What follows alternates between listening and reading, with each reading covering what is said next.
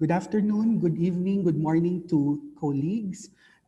We are now starting the afternoon session or the second half of the Social Enterprise Advocacy and Leveraging Asia Conference 2020.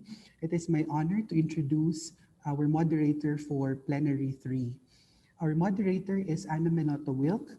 She is the CEO and co-founder of a multi-awarded social enterprise, Gandang Kalikasan Incorporated. Together with her sister Camille and husband Dylan, Anna started a social enterprise called Human Nature in 2008. Human Nature is rooted in Christian principles of justice, integrity, compassion, and stewardship, but also commercially viable. Anna, please take the floor. Good afternoon, good evening, and good morning to everyone. Thank you, Gomer, for that quick introduction. Hello to everyone. There's almost 100 of us in this session. We are now on Plenary 3 for those of you who are following, and it's entitled Towards Co-Creating Multi Stakeholder Platforms for Ensuring the Recovery and Development of Social Enterprises Towards Leaving No One Behind in Building Back Better. So we have a very packed and very exciting program for the next 1 hour and 15 minutes. Just a quick note on the session, just so that we're all on the same page. So this plenary will be discussing the evolving multi-stakeholder platforms for ensuring the recovery and development of social enterprises towards leaving no one behind and building back better, or in other circles now, we're talking about building back fairer. Diba, Doc Lisa? That's what we were discussing. During this pandemic, I think we've all experienced the economic downturn, and social enterprises have not been spared from these. But even though many are challenged at this time, there have been several social enterprises that have also been at the forefront of innovation, and they've taken on successful programs to pivot and to be able to start initiatives on very important themes. So we'll be discussing 4 themes, and we have 4 exciting panelists to share with us how they've been able to pursue their mission even in the midst of the pandemic. So we have health for all, decent work for all in sustainable value chains, rural revitalization, youth and social entrepreneurship, and finally, technological innovations towards sustainable development. Just as a reminder, so this is just an overview, basically, to all of the 4 themes that we discussed, and I would like to invite everyone then to follow through in going to the sub-plenary sessions to discuss the platforms that will be introduced during this session. Just to quickly run over, we have 3 objectives for the session. First of all is to introduce the significant initiatives led by the social enterprises in our panel. I will be introducing them to you shortly. As I mentioned in the 4 themes, and they will be sharing with us what they have been doing prior to the pandemic, the missions that they have been pursuing, as well as the solutions that they have come up with, and how they have now adjusted or reconfigured to respond to the drastically changed context that we see now in the world over.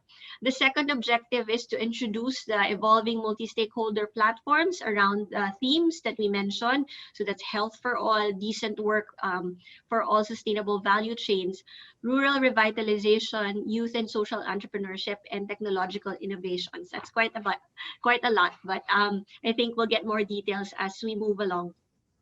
And these will be, they will be sharing pathways towards leaving no one behind, building back fairer, and achieving the SDGs.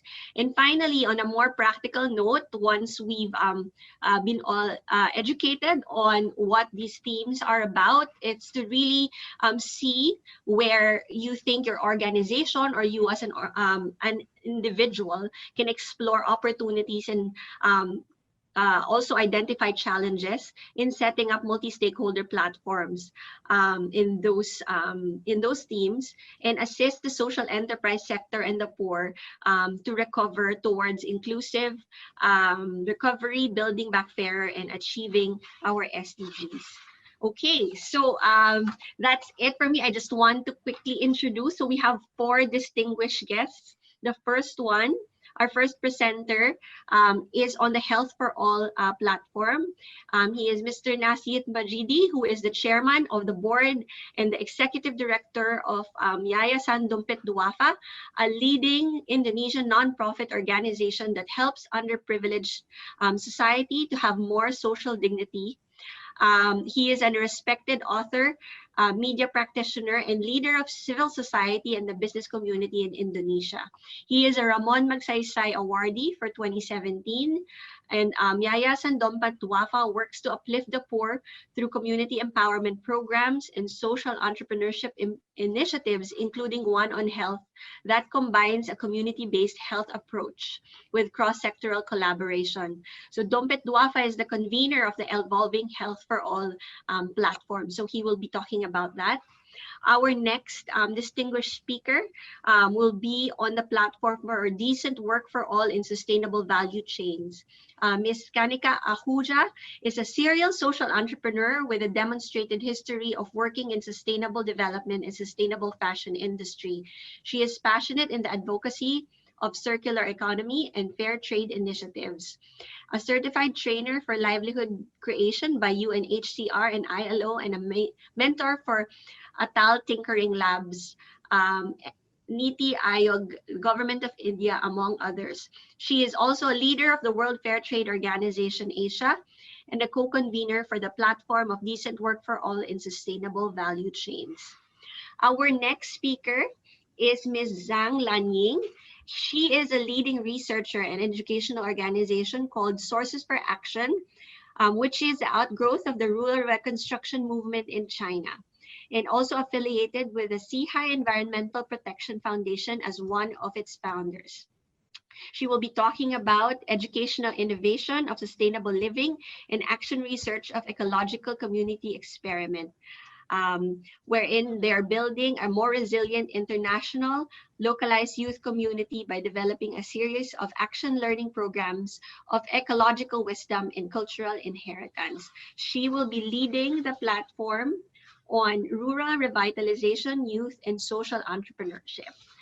And finally, last but not least, our fourth member of the panel, leading the platform for technological innovations, and we'll be talking about artificial intelligence and how it's going to help us build back fairer, especially for social enterprises. We have Mr. Howard Ling, who is the Chief Consultant of Social Enterprise Business Center in Hong Kong. Howard began his social entrepreneurship journey in 2004. He founded and consulted over 30 social enterprises in the region and all over the world. And he also serves as a consultant or advisor to many foundations in education institutions in Hong Kong and Macau. He was awarded the Medal of Honor by the Hong Kong Special Administrative Region and the Hong Kong Humanity Award in 2017 for his dedicated public and community services. As mentioned, his organization, Chappy Technologies, co-convenes the Technological Innovations for Sustainable Development platform. So we have quite a distinguished panel, and without further ado, I'd like us to direct our attention to Pak Nasyith Majidi, who will be talking about the platform on health for all. Thank you. Okay, thank you very much. Good afternoon, for all. First of all, I have to introduce to you that my institution or my foundation is, we call it Dompet Dhuafa. Dompet Dhuafa means wallet of the poor. So actually, Dompet Dhuafa concerning to support all of the poverty problem in Indonesia and also in Asia. Today,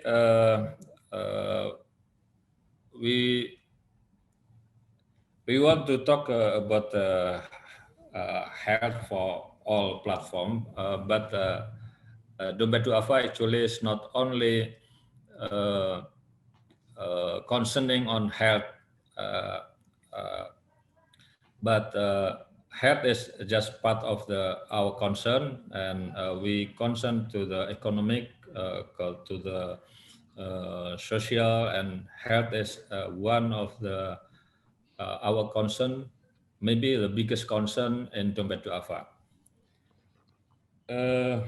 As we know that for the time being is about 400 million people in worldwide have a lack access uh, to the health facility. So Dompet Dhuafa in Indonesia, as you know, more than 40% of people here is underprivileged. We call it underprivileged based on the definition of World Bank. So healthcare is being a major concern in Dompet Dhuafa program. As we know, the poverty trap, we have triple squeeze. First, low productivity, and then we have a low income, and the result is we have low health and education. So the future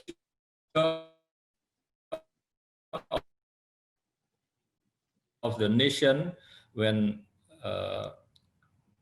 we have low productivity and low income, very dangerous, health and low education. So Dompet Dhuafa concerning to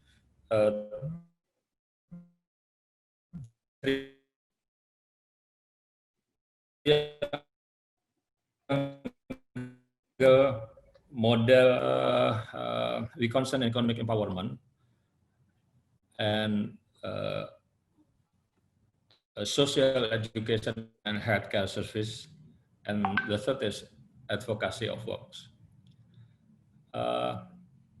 We all has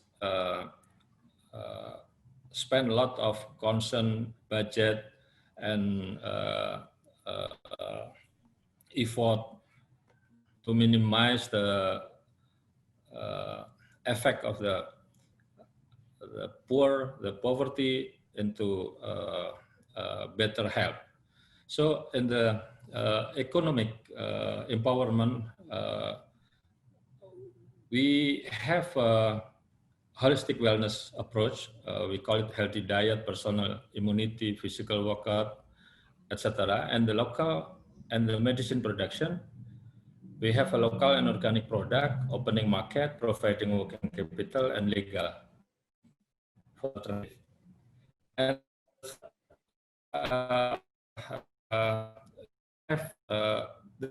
that's the most interesting because we use it, the blended financing for primary clinic and hospital, which is not really a social enterprise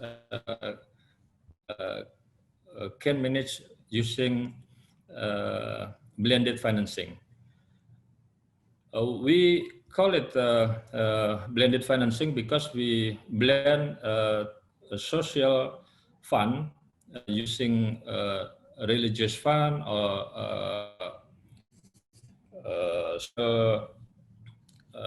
corporate social responsibility fund and the social investment fund.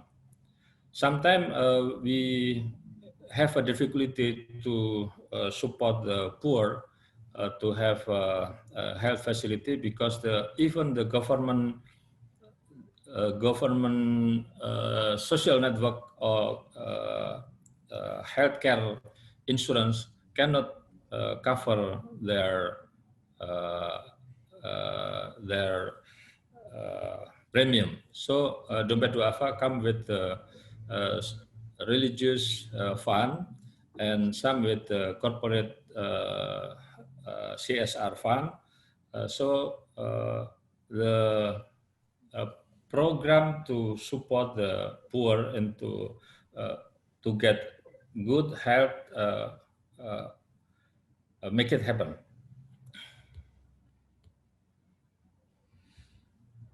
Our healthcare model is divided into three type. The first is area of area of services. We start from promotive, preventive, curative, as usual, and the second is health for all, what we call it holistic wellness, and then community empowerment, and the third, as I mentioned before, is blended finance. And our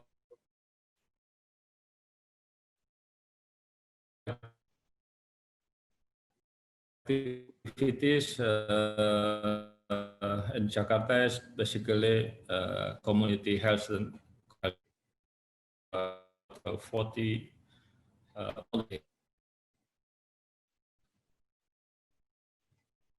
community health station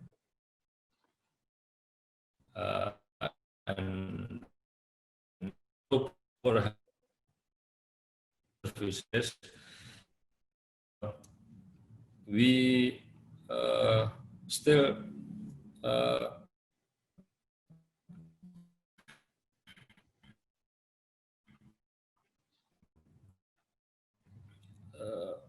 we have a social fund and a religious fund and a social investment fund. With this sustainability model, like three angles, we can manage sustainable to have facility to support the poor people. Here, part of our clinic and activities in Indonesia. So our clinic and hospital spread from the west to the east, from the Sumatra to Papua, and the services is different between clinic, social, hospital, and other facility based on the need of the community at the area.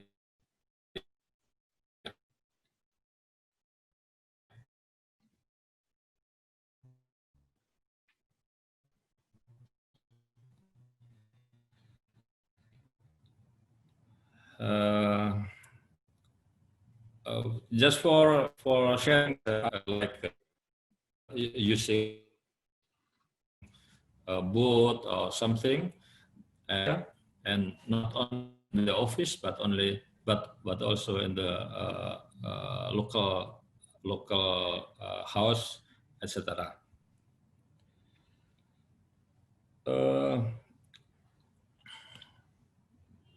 For the bigger services, not only clinic, we have developed some hospital in Sumatra and Java, and later in outside Java, in Kalimantan.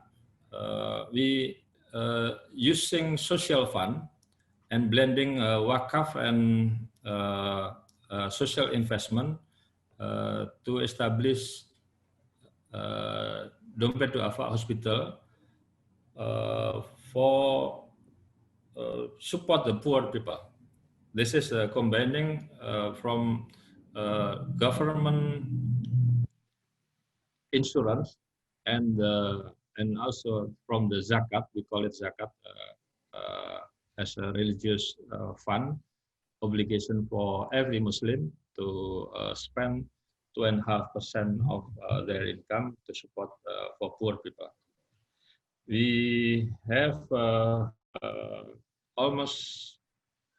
we have 11 hospital that we can use to serve the Dhuafa, or we call it the poor people, or Dhuafa.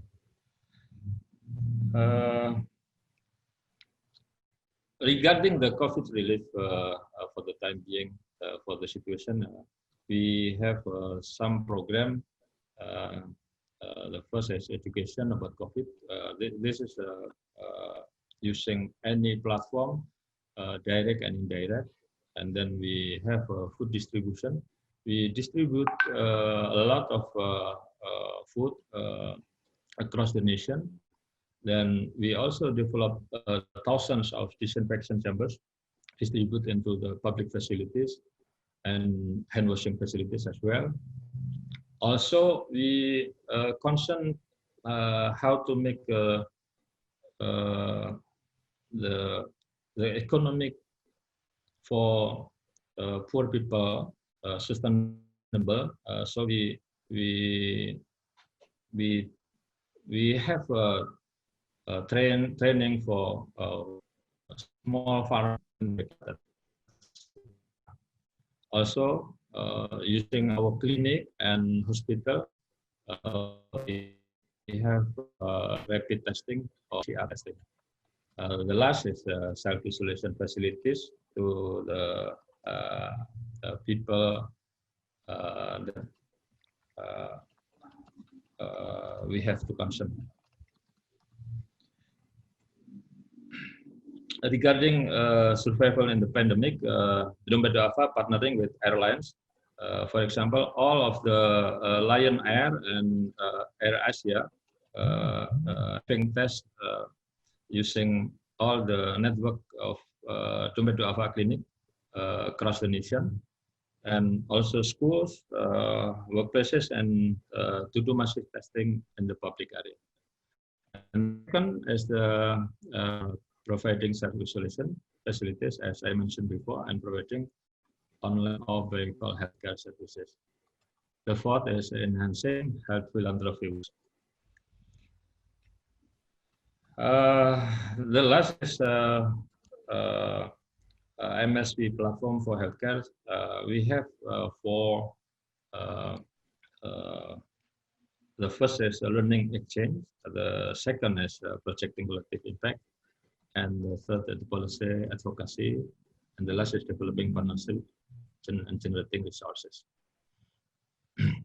I think it's the short presentation that we have, because the moderator have noticed me that the time is up. Thank you very much. Thank you for your attention. Thank you, sir. Mr. Nasyith Majidi, I really love the presentation about the holistic wellness approach, that it's not just about treating people when they're sick, but really making sure that they are healthy to begin with. And also the very remarkable and innovative way of approach to funding. So it's really faith in action, it's service, and living out the values. Okay, so we'll move on to our next speaker, Ms. Kanika Ahuja, who's going to talk about decent work for all in sustainable value chains. 15 minutes, ma'am. Thank you. Thank you, Anna.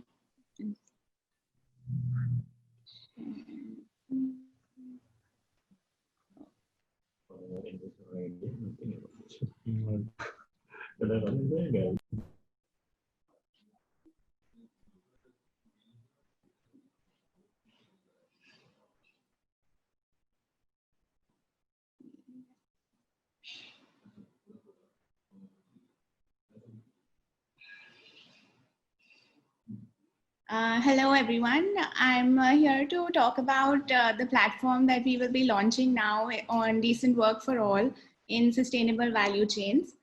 I have been working in Conserve India since the last 5 years, and this is an example that we wanted to bring up, how we can have decent work while creating sustainable value chains.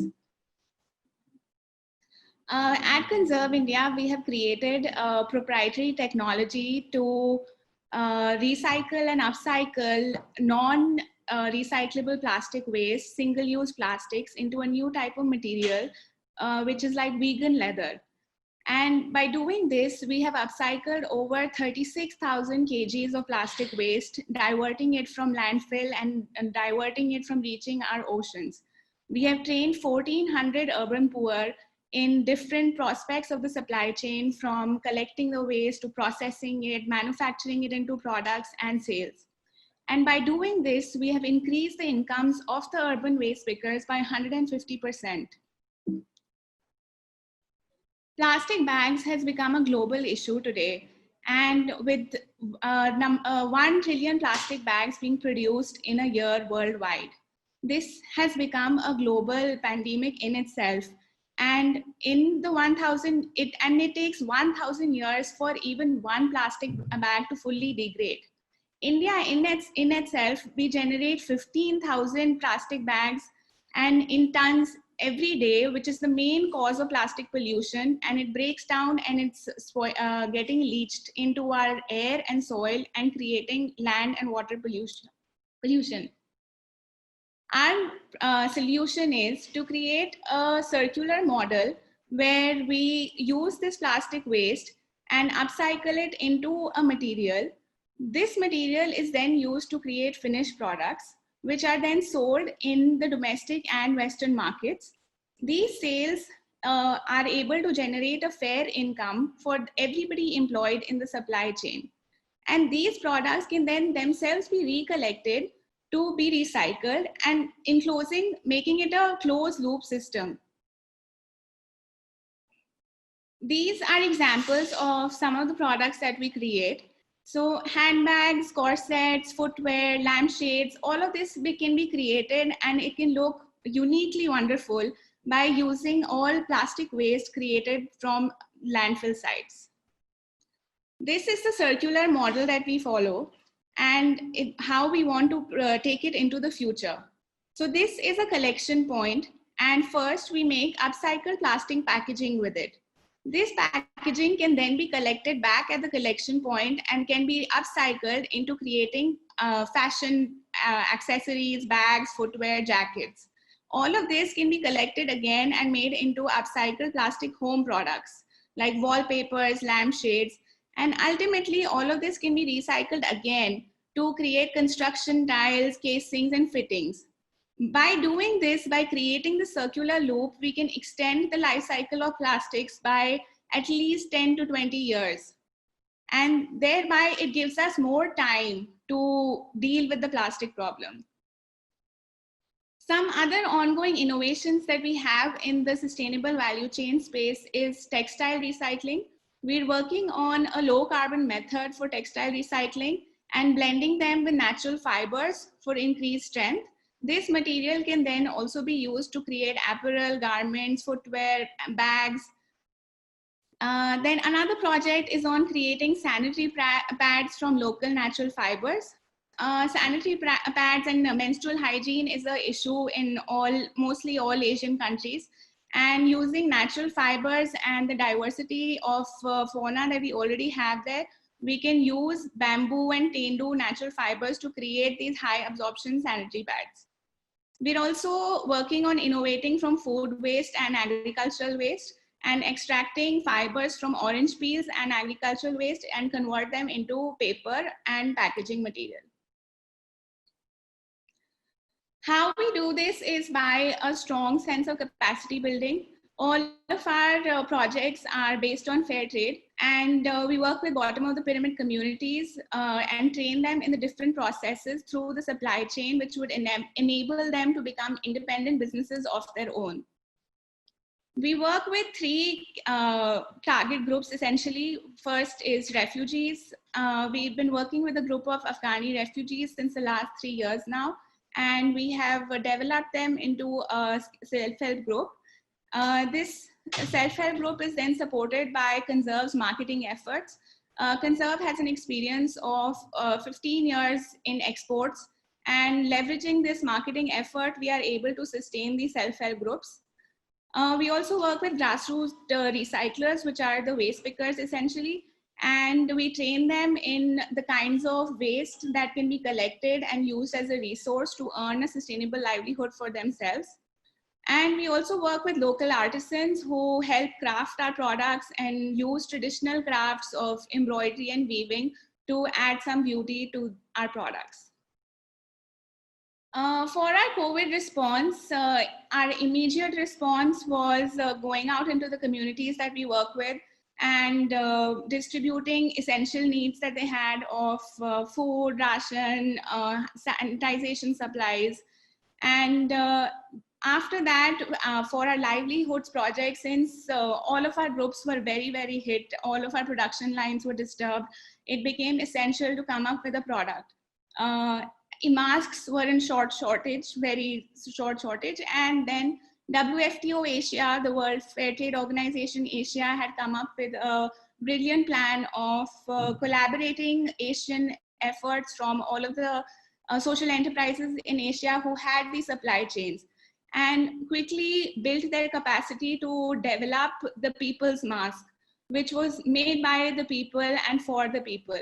These people's masks were distributed to our communities as well as local political leaders to gain momentum to this movement. We also created a fair fund, which is a long-term relief action that we have taken. This fair fund can now be utilized by grassroots enterprises to restart their operations. This fund was generated by fundraising from corporates and individual donations. Now coming to the platform that we're very excited to create. This is one of the 4 platforms that ICEA will be launching. It's the platform on decent work and sustainable value chains.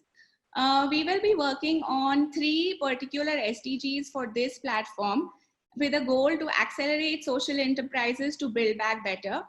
SDG 5, which is achieving gender equality and empower all girls and women, will be led by the Asia South Pacific Association for Basic and Adult Education. SDG 8 on decent work and economic growth will be led by World Fair Trade Organization Asia, and it works on a lot on the principles of fair trade and how the wholesome model of fair trade incorporates decent work. SDG 13, responsible production and consumption, would be a parameter that will be led by WFTO Asia's partner organizations who have been innovating in sustainable value chains and through using technologies in natural fibers, upcycling, and how we can, and working on scaling these operations while teaching new social enterprises how they can build their businesses while incorporating these aspects. This platform will be for social enterprises, fair trade enterprises, and social enterprise and fair trade enterprise support organizations. Me and Conserve will be supporting these efforts in the co-creation of the platform, the ideation about what this platform should be like.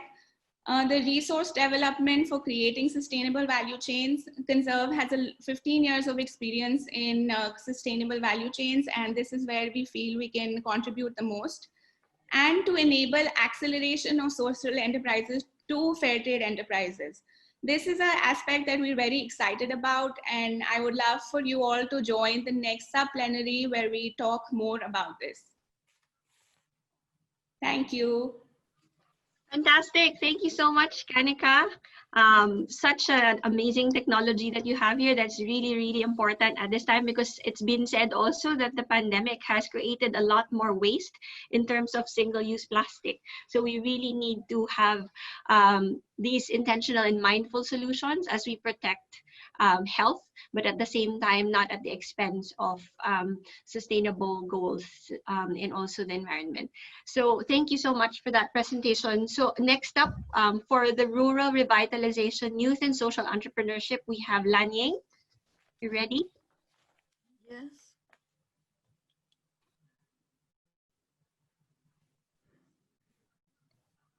Okay.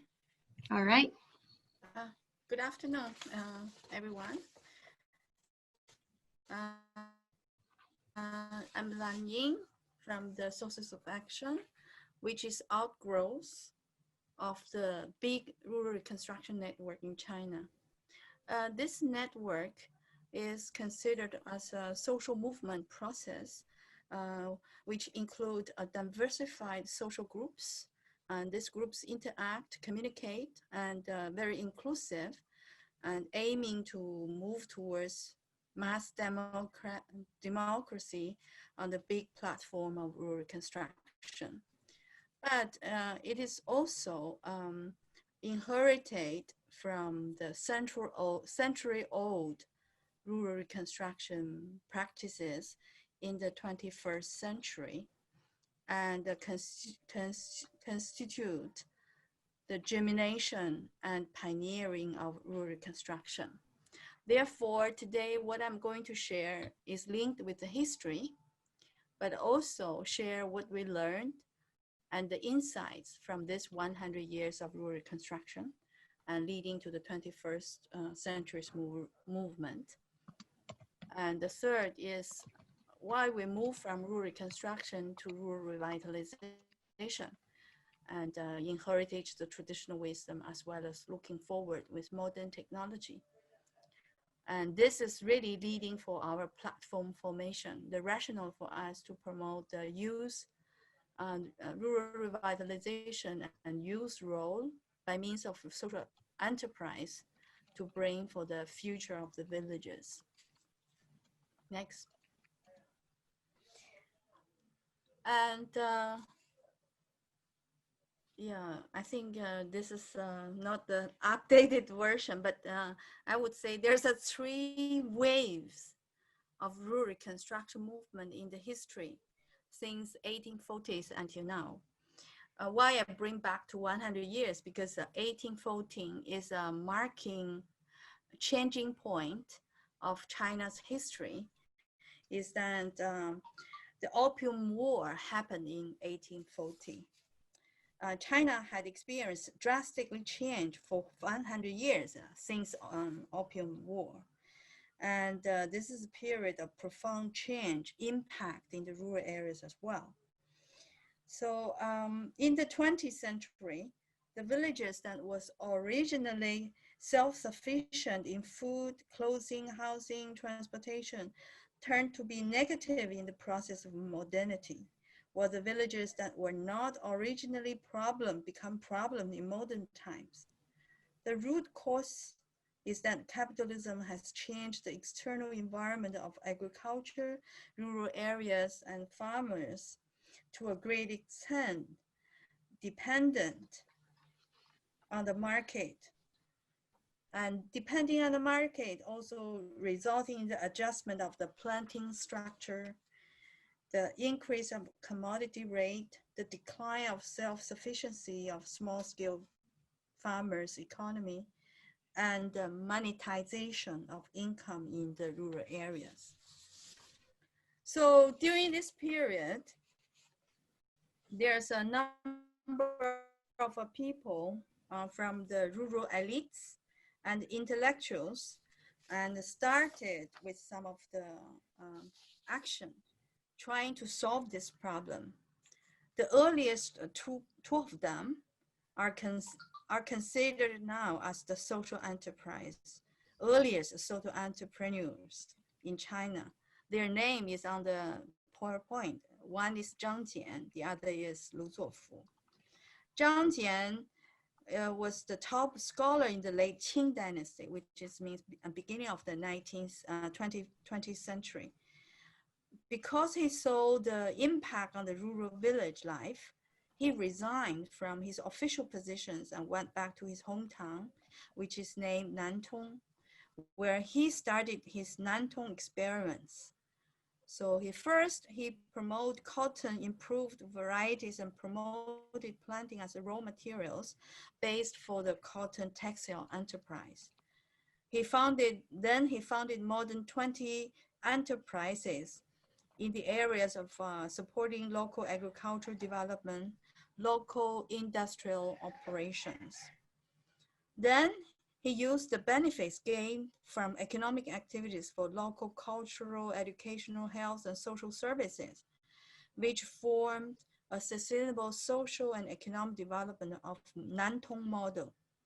So he's recognized as the champion industrialist, the earlier pioneer in China's cotton and textile field, but also considered as the first local social entrepreneurs in China.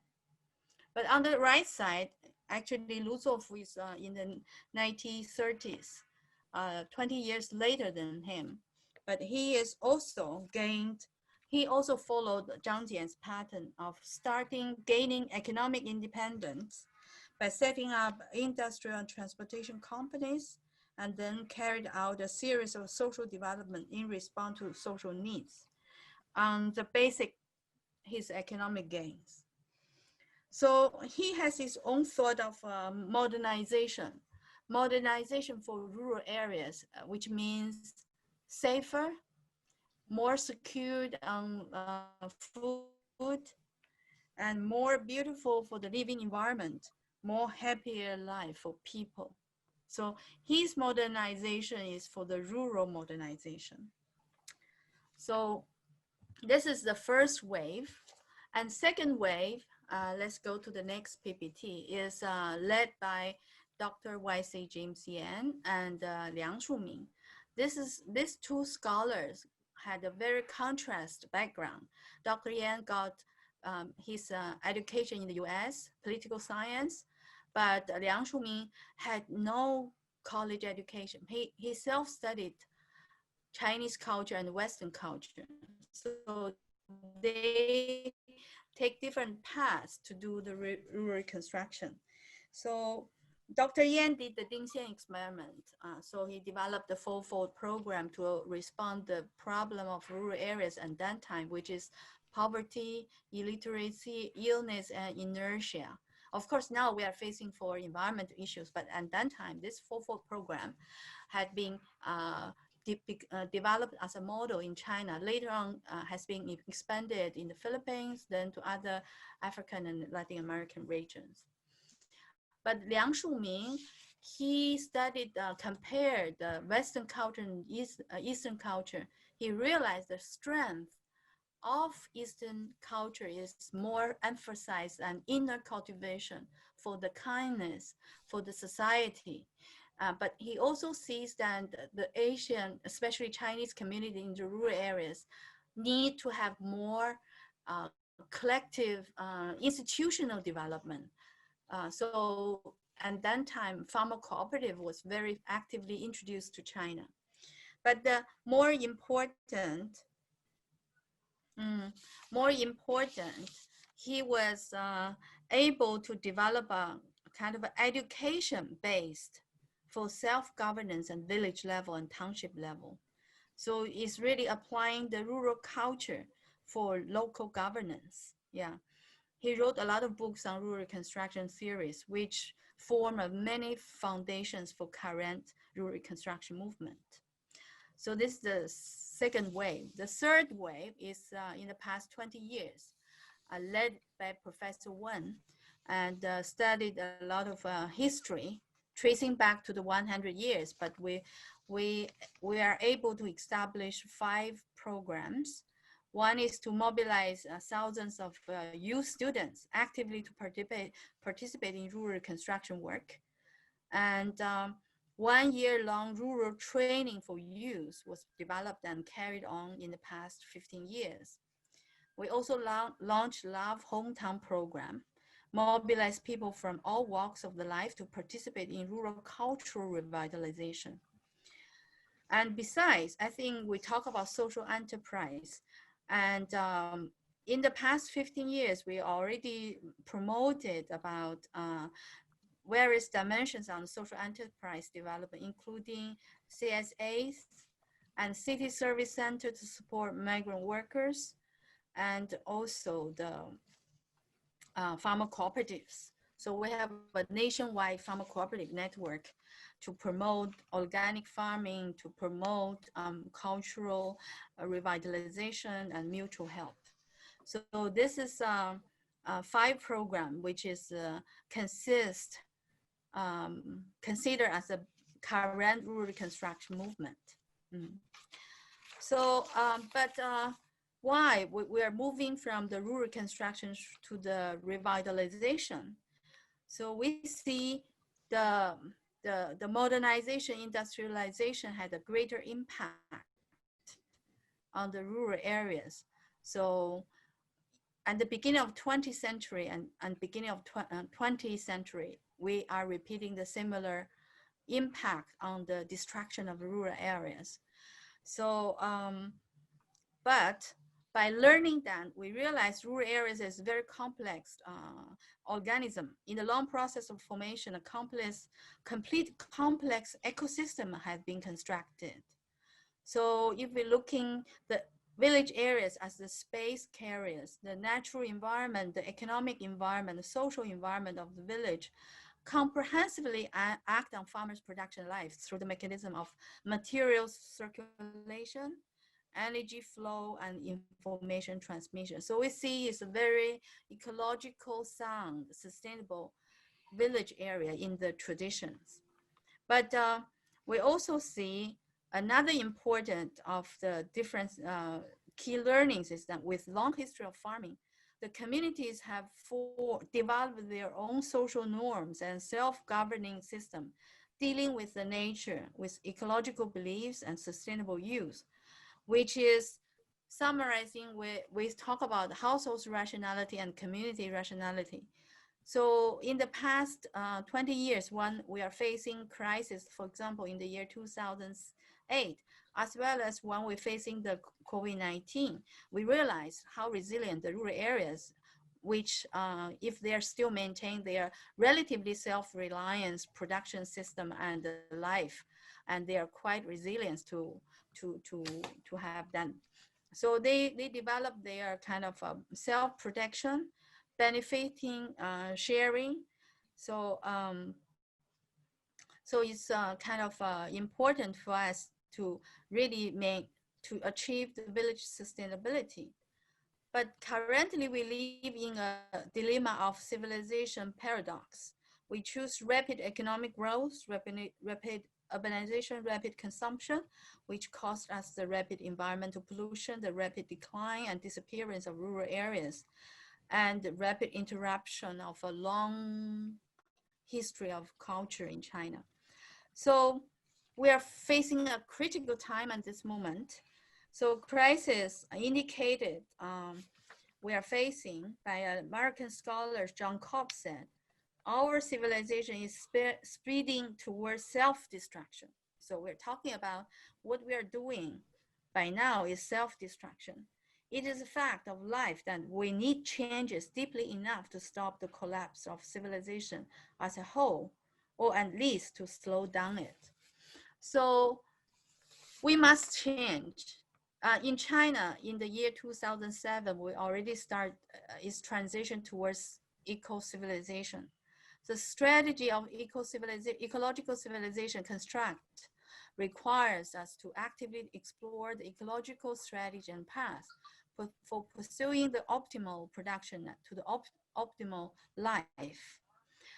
Just like Professor Wen believed, what he said is that the ecological civilization emphasizes a civilization form that transits the traditional industrial civilization and takes diversity as its connotation to consciously return to nature. So in year 2007, China launched rural revitalization strategy, which is the important foundation to realize eco-civilization in rural areas. And that time, so rural reconstruction moves towards rural revitalization and mobilize youth to go back to the hometown to support agricultural development and social development. From my point of view, it is also a transition from rural construction to rural revitalization, looking at the issues we are facing in the rural areas. So now, returned youth, next page, have played a key role in bringing dynamic to the empty rural village, which is caused in the past 20 years of outflow of labor, of exploitation of natural resources, and land use, land resources for urbanization. So their involvement to support agricultural food system development, natural resources management, as well as the cultural revitalization is kind of, they play a bridging role.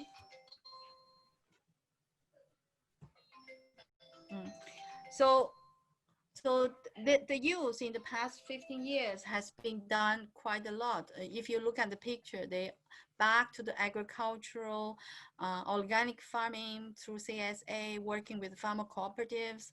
They also trying to involve with different institutions and the marketing system like food system, farmer markets. So the youth play a very critical role to learn the traditional wisdom, but also utilize the modern technology to support the agricultural development, the rural revitalization, cultural revitalization in the rural areas.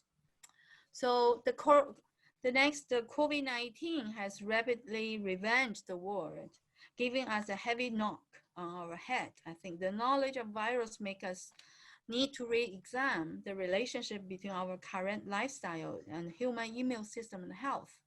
So the youth start looking at traditional wisdom on the solar pattern, seasonals to adopt for the health improvement, and also the food culture, what kind of eating the food and the local areas produce and local season, right season.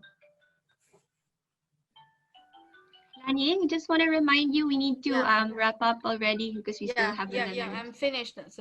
So it is hope that our the next page. So we three organizations, no, PRM and Sources for Action start launching that the rural revitalization youth and social enterprise, hoping that youth play a role, bridging role, but they also reflect on their experience and be innovative for the rural revitalization. So with that, I think it's really critical because Asia countries are all agricultural-based country with large population of peasants and farmers.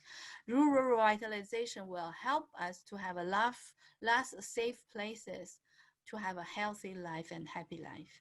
So it's for us to help ourselves. If we go to the rural revitalization, it's not really to help the farmers, but it's help ourselves. Thank you.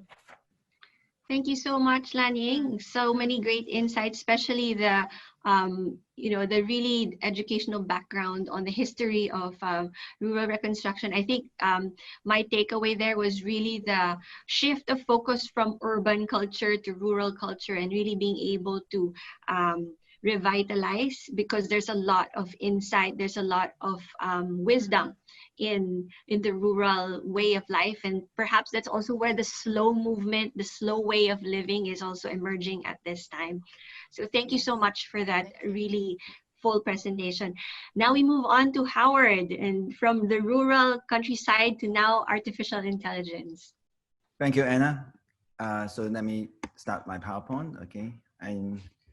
I will be watchful of the time just to leave some room for the participant to ask questions. So I will say, good afternoon, everyone. It's my pleasure and honor to present the topic about artificial intelligence. And I have added extra word of social intelligence. And I will tell you more about what ChatP technology social enterprise is about and how we bridge these two intelligences together. I guess what I would like to start with the AI, which is the artificial intelligence. There is a concept of AI plus. The artificial intelligence itself is just a tool. What do we mean by plus is to add on the applications or what we call as the problem-solving approach that we will be able to identify a list of problems so that artificial intelligence can add on.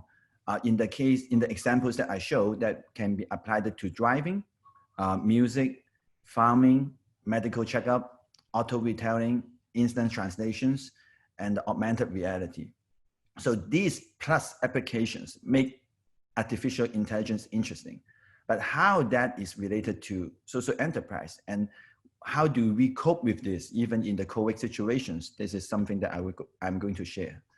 In this particular example, this is no longer a movie scenes or anything that is in the tale. It is now happening in Germany that this robot is helping the elderly home over there to be the concierge, to understand their behaviors and to monitor their health in the place with the robot already happening in the world.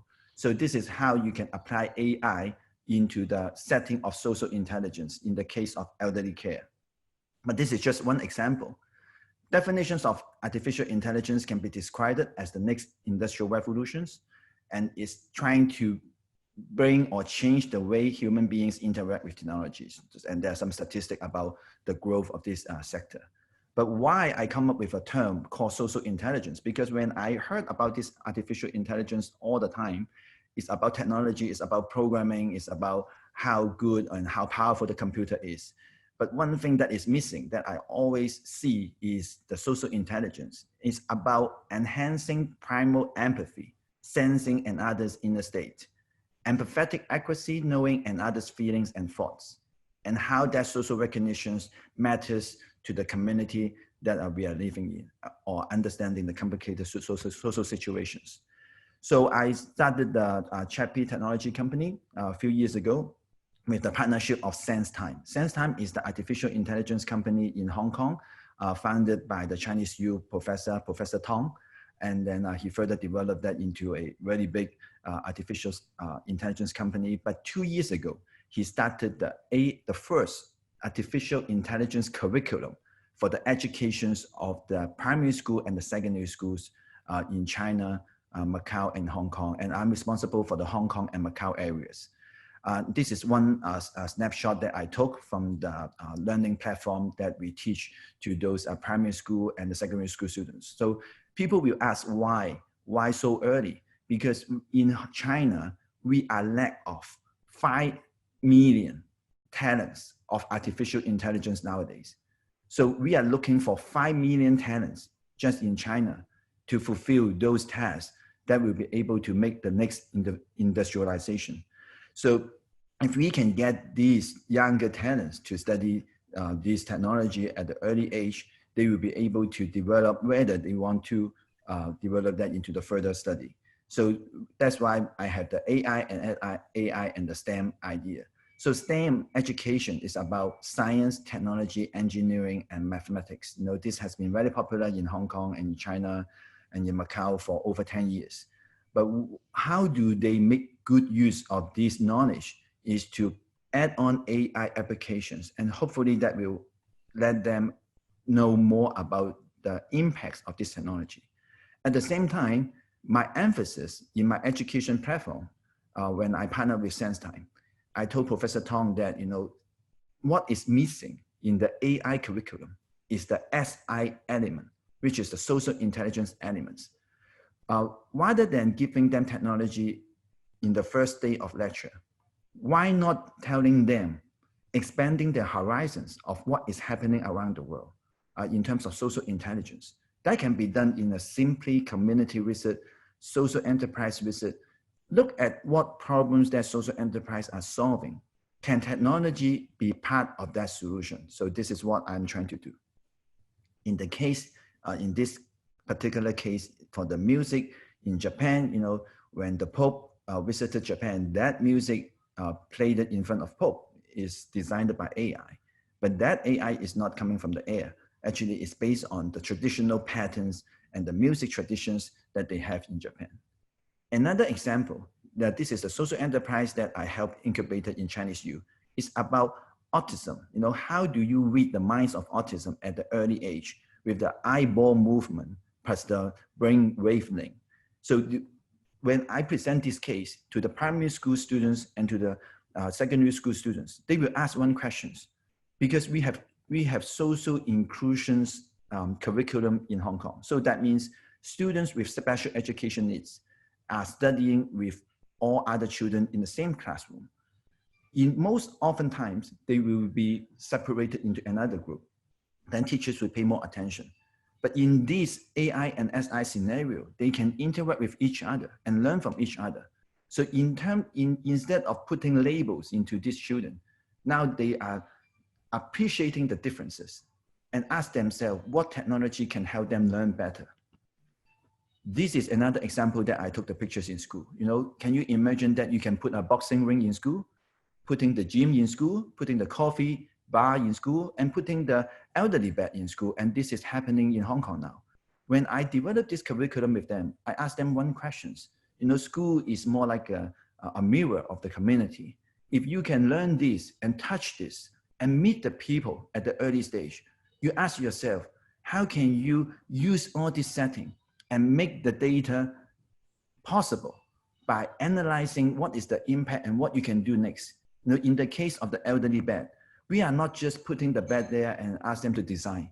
we are inviting the elderly nearby the school, coming to the school to share what their pain points are. And these students are listening. And the elderly are being the teachers to teach them, what is happening in life. And the school is no longer a school with the gate and the doors. It is become like an open school that you welcome the neighborhood and the community to consider school as part of the solution rather than part of the community. So this is the beauty of AI and SI that I'm trying to share.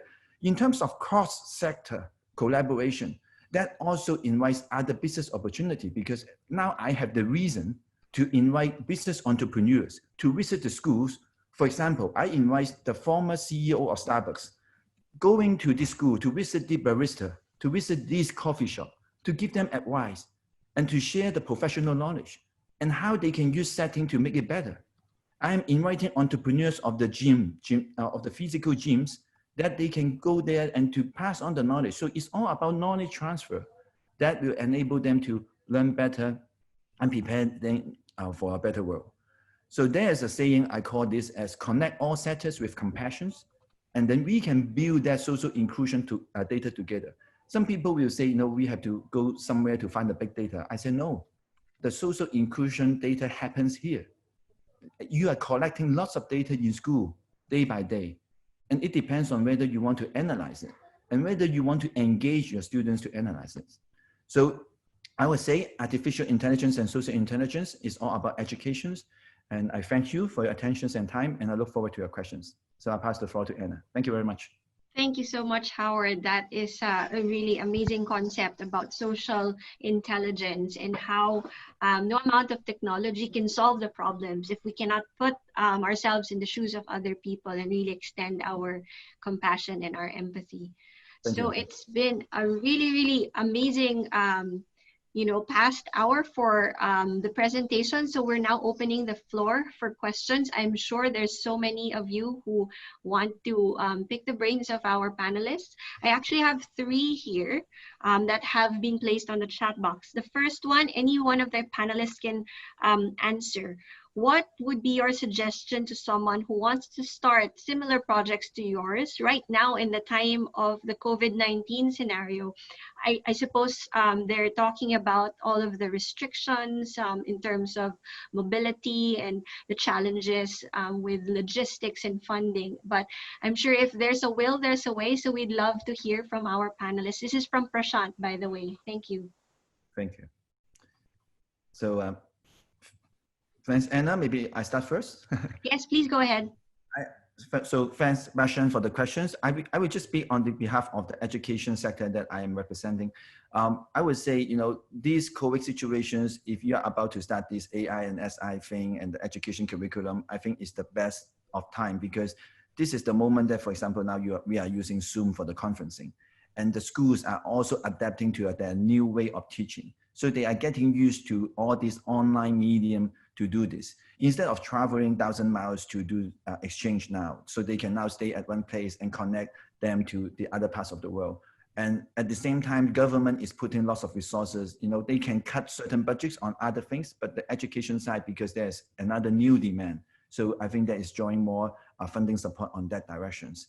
In the case of Hong Kong, we just have the funding support from the Life Wide Learning Grant and Artificial Intelligence Lab grant that are quite newly available, before the COVID, and now is available for the school to apply. So I would say that this is more like an opportunity now for the education side to take off. Yeah, so let's look for opportunities in education. If that is your mission, now is the best time, according to Howard. Anyone else who wants to answer the question, how can they start similar projects at this time of COVID-19? Any opportunities that you are seeing in the horizon?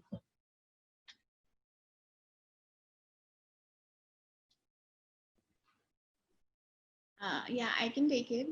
Yes. Sure.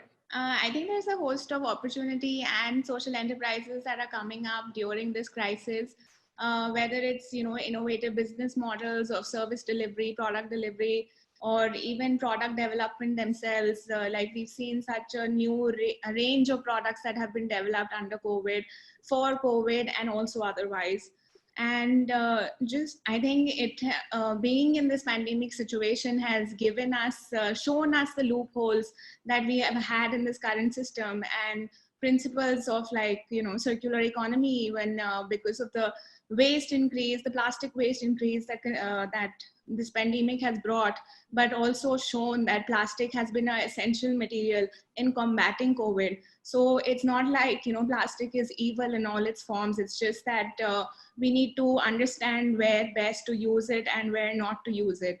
So I think it has been a learning for many of us, and it has presented a lot of opportunities in a lot of forms.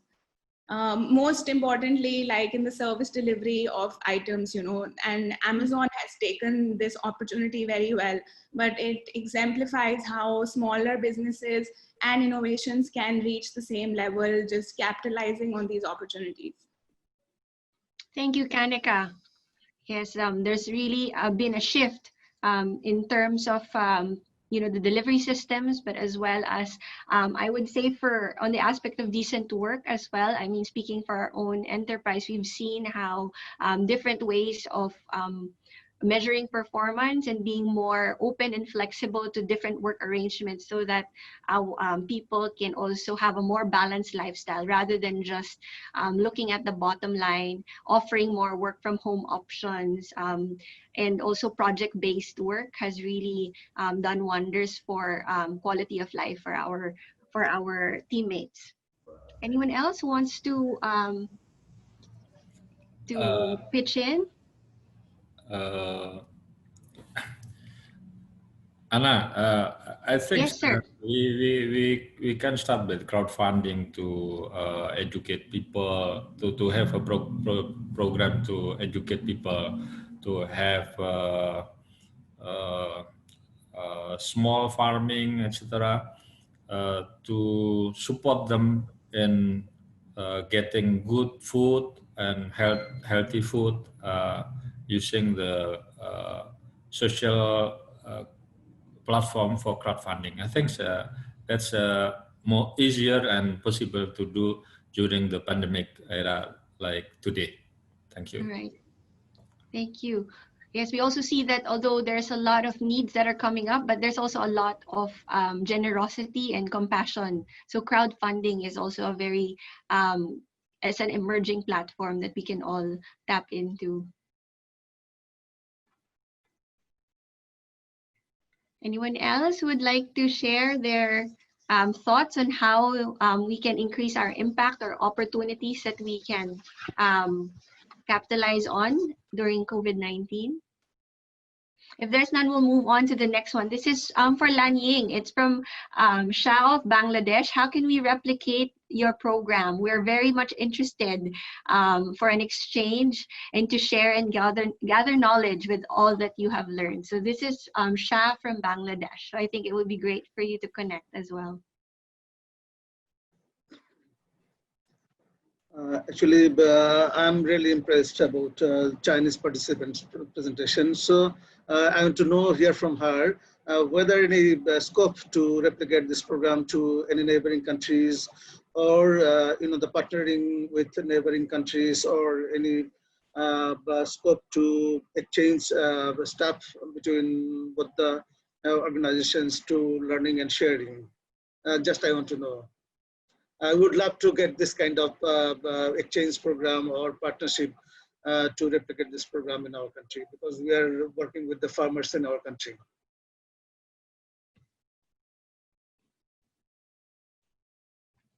Oh, Lan Ying, you're on mute. Maybe you can unmute yourself. There you go. Okay. Yeah. I'm very happy to learn that you're interested. I'm also quite excited with the exchange program. If you see the youth, they're learning insights and cultural exchange with the rural communities.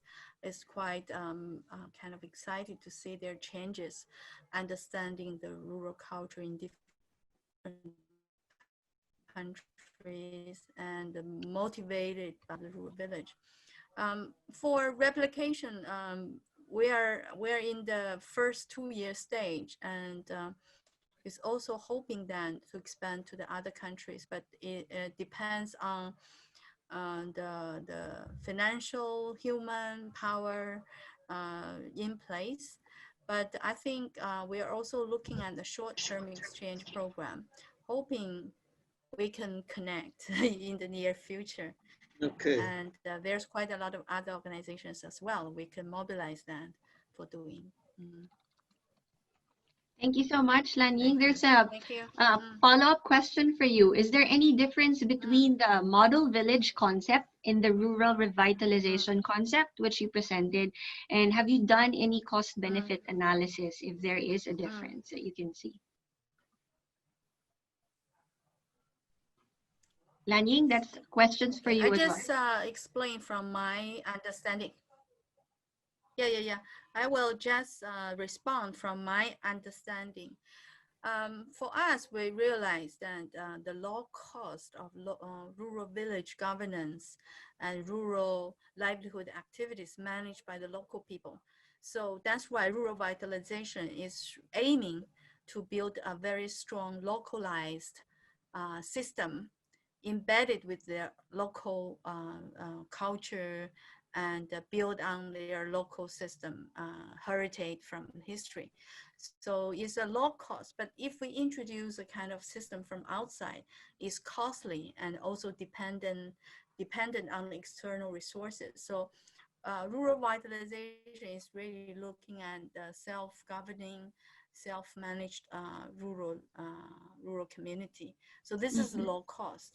Compare when you talk about a model village, actually the model here we talk about is really localized experience, localized institution for rural revitalization, but it's not talking about heavily invested. Of course, we also see many model village in China for beautiful village and all this, and with quite intensive investment from the government or from the external capitals. And this helpful for that village per se, but for replication, which is quite challenging. So we are looking at community-based, community-built rural revitalization process, which could shared, experience could be shared and replicated by different local people. Yeah. I hope this is answered the question. Thank you. Yes. Thank you, Lanying. It's really about listening and not a one-size-fits-all. One model for one area is not going to be the same as another one, but perhaps the model of listening and really seeing the wisdom, the local wisdom, as you say, and the revitalization is coming from the ground up, if my understanding is correct. Yeah. All right. We have another question.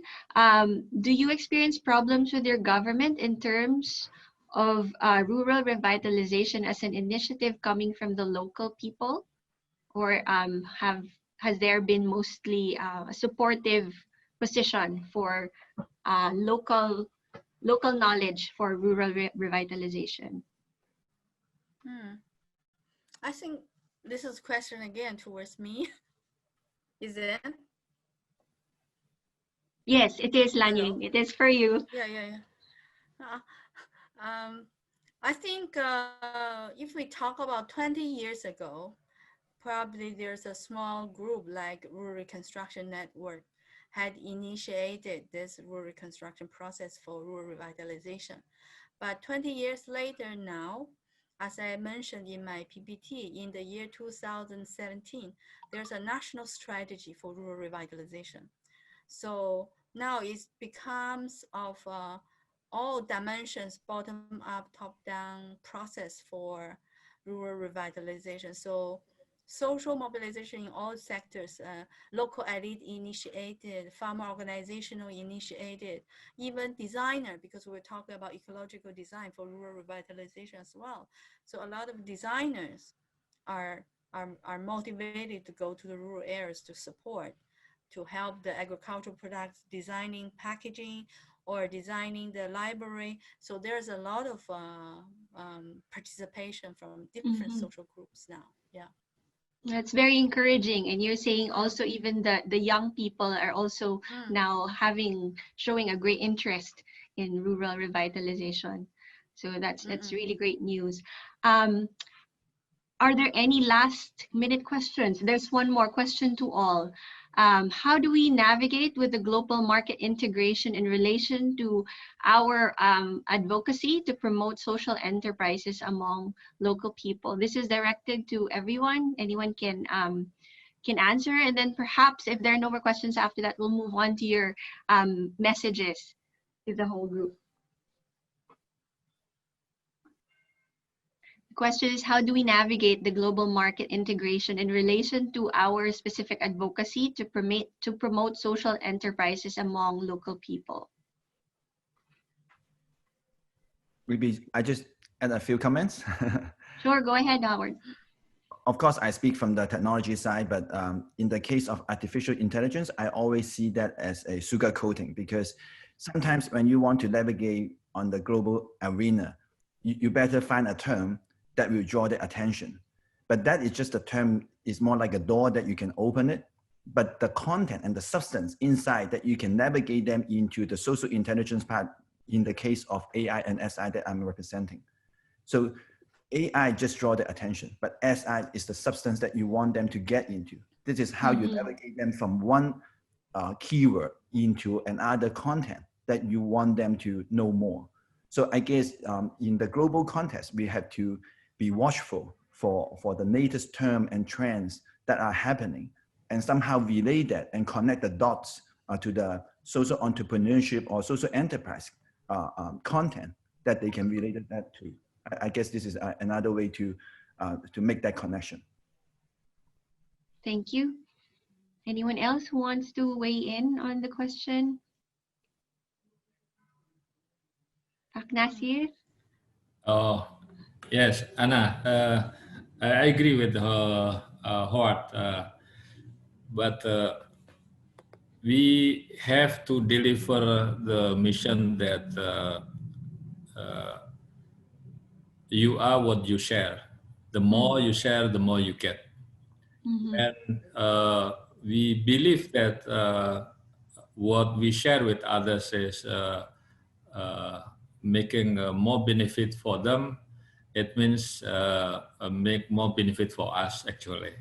That's non-technical, but it is the value of social enterprise.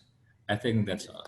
Thank you, Anna. You are what you share. That is something that we shall take note of. I think it applies in so many aspects, not just social enterprise. Yeah. Okay.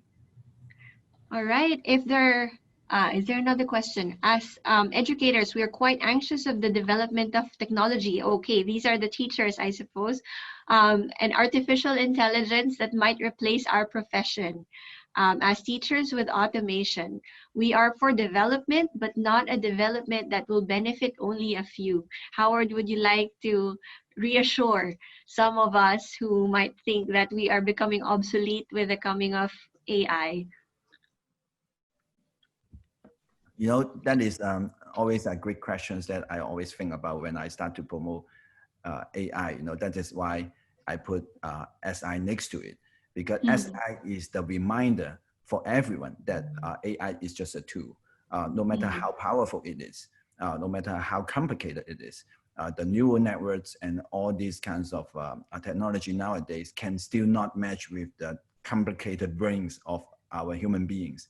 So that is more like the questions of what is the dangers of computer when Steve Jobs trying to market computer to the world, right? So now AI is more like in the same context, but at that particular time, they consider computer or AI is just like a bicycle. It still depends on people who rise on it.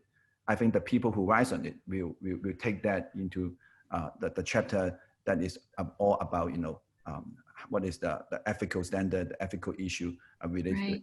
I guess we can better shape the discussions down the road, as long as we are watchful for this development. Absolutely. The teachers will always be there to shape character, to show compassion and kindness, and also creativity and all of these things that is really some of the most important things that makes the world go round. All right. Is there anyone else with a burning question that's not on the chat box that they would like to direct to our esteemed panel of speakers? Okay, if not, then I will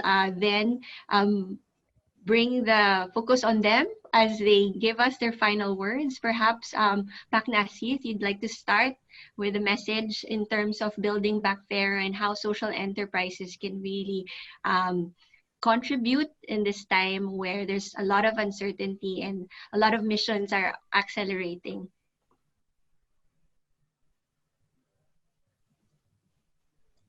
Nasyith, your message? Yes, what we face now is the sharky economy. That's the bigger corporation eating the smaller corporation. That we have to make the world more peaceful. Then we need more value in business. So the social enterprise means making the business with value of social. That's, I think, Anna. Thank you, Nasyith. Kanika, your message? I think when especially this pandemic coming into play and exposing the basic infrastructure and amenities that so many in our countries don't have today, it has given people the sentiment of trying to support people and trying to construct a better way of life that is more balanced. And that's why I think it's the very right time for social enterprises to come into the mainstream and become competitive. And that's why we need to strengthen our advocacy efforts as well as our market efforts so that we can compete in global markets and not just, become a secondary movement. Great, thank you, Kanika. Lanying? Lanying, your message, your final message? Yeah. Rural revitalization asks us to be back to our roots. Social enterprise will be a very effective means for us to create a system, to really create a very localized economy, which is resilient to the pandemic or disasters and climate change. Thank you. Let's do action on that. Thank you, Lanying. And Howard? Yeah, I always use a quote to mention the work that I do in social enterprise is called chopping your own wood, and it will warm you twice. This is how you create a double impact by a natural ecosystem. Okay. Fantastic. Thank you. I hope that through this plenary session, we were able to excite everyone to now really join the platforms that we have discussed. Again, I would just like to summarize. We have Health for All. This is the platform that is being convened by Dompet Dhuafa, Health for All. Next is Decent Work for All in Sustainable Value Chains, wherein Kanika is also a co-convener. We have Lanying heading Rural Revitalization, Youth and Social Entrepreneurship. And finally, with Howard, we have technological innovations towards sustainable development. So there are going to be sub-plenaries for those platforms. I hope that you choose one or choose more than one where you're very passionate about, and let's get ourselves organized to be able to respond to the growing need that we see in the world today. Yes, we will be making copies of the presentations available, I believe, if that's okay with the panelists, that we can share those. Thank you all for joining us. We went a bit over time, but I hope that it was worth it for you to be in this session. Thank you to all the panelists. It's been a very rich session. Thanks, Anna. You have been a great host. Thanks. Yeah. Thank Thanks you. for moderator. Yeah. So we are going. Thank you, Kanika. Thank you, Lanying. Thank you, Howard. And Pak Nasyith, thank you.